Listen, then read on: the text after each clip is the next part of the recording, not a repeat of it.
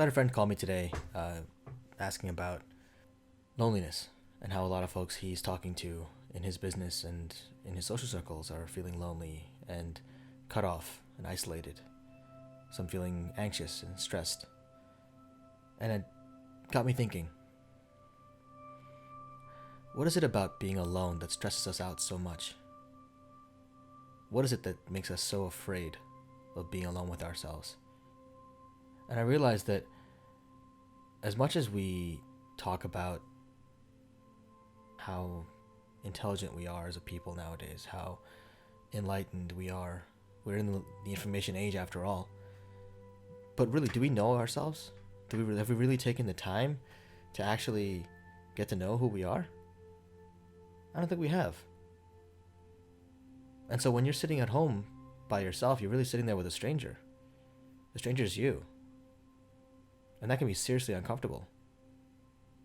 I mean, it's like a play date that's been arranged by the government, and it's super uncomfortable because you don't know the other person. You don't know them. You don't know how to interact with them. You don't know who they are, what their beliefs are, what their thoughts and dreams and values are. We know what we want them to be, maybe, but we don't necessarily know what they actually are. Our experiences have shaped us in such a way that it's just, there's layers upon layers upon layers of experiences and beliefs, and some beliefs we don't even know are there, but they're either holding us back or empowering us and enabling us to do what we need to do to get by.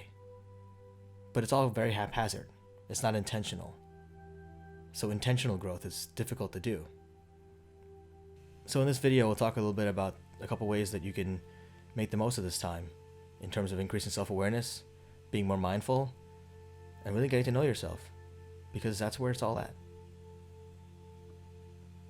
The first thing I would say is meditation. And meditation is something that folks tend to either shy away from or be afraid of because, one, they may not be comfortable with what they see when they take a step back and observe themselves. And two, it may be difficult for them. I've heard a lot of clients, a lot of friends and people I know in general talk about the fact that meditation is really difficult, and it can be, certainly. But what's difficult about it? When I ask them that question, they often respond with, I can't quiet my mind. My mind doesn't turn off. Okay, well, it's not about turning off your mind. It's about taking a step back from yourself and just observing without judgment, without any kind of agenda. It's really about just observing yourself and seeing, okay, well, here's what I'm thinking about. Here's what I'm feeling right now. Oh, I wonder why I'm feeling that. I wonder what that's about. And really just coming from a place of curiosity and kind of just observing and seeing patterns in your thinking and your behaviors and your feelings. That's what meditation is really about.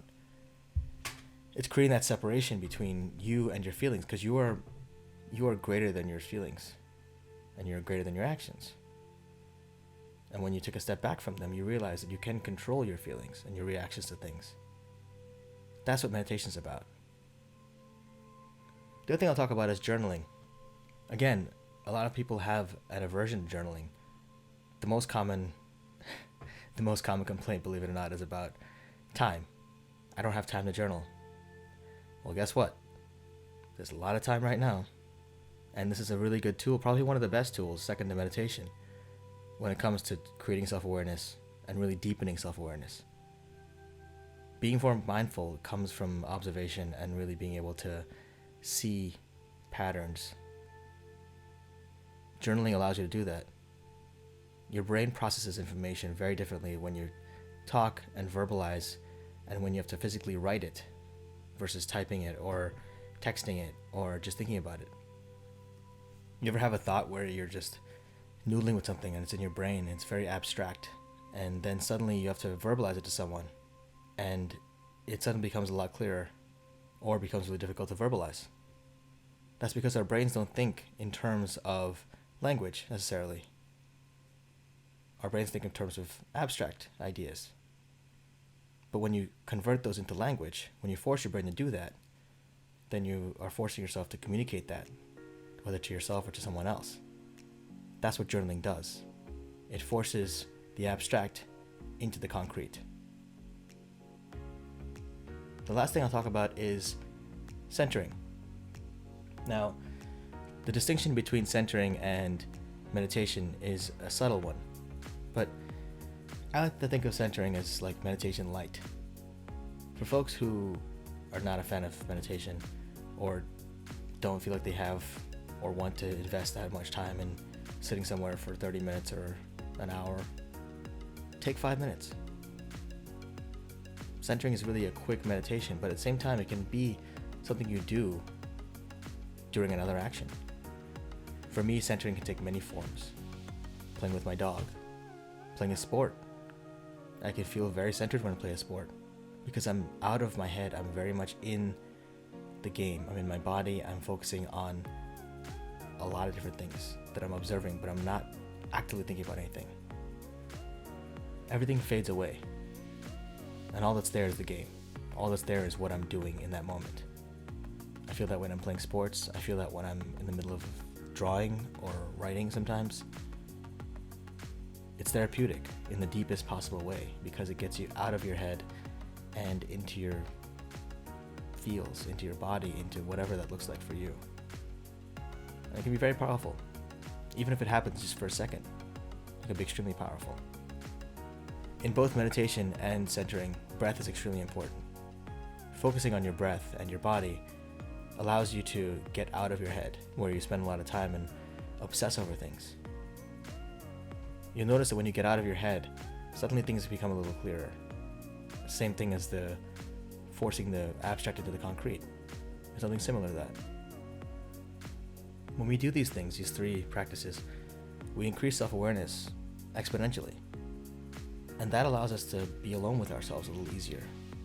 It makes being alone a little more tolerable because now we're not alone with a stranger, we're alone with ourselves.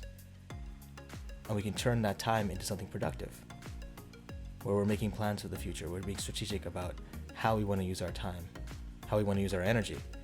So I'd highly encourage anyone experiencing loneliness or fear or anxiety, anything like that, or stress from being isolated from folks, to first of all reach out to someone, talk to friends, family. Even if you're doing fine, reach out to them and see how they're doing. If you're doing great, then be there for someone else. That also can get you out of your own head. But then the other thing is to try one of these practices, or all of them. You never know what you'll discover. At the very least, you'll become less of a stranger to yourself. If you like this video, please hit like, hit the subscribe button, and hit the bell if you want to get notified of future videos we publish as we publish them. If you guys want to see any specific content, please do let me know what you want to see in the comments below, and let me know what you thought about this video. What did you like about it? What can I do more of? What can I do less of? I'm really open to that. I really want to know and get the feedback from you folks because this is about you. This channel is about you. I'm trying to produce content that will be useful and helpful for you. So let me know what I can do, and I'm happy to support you guys. Take care and stay safe.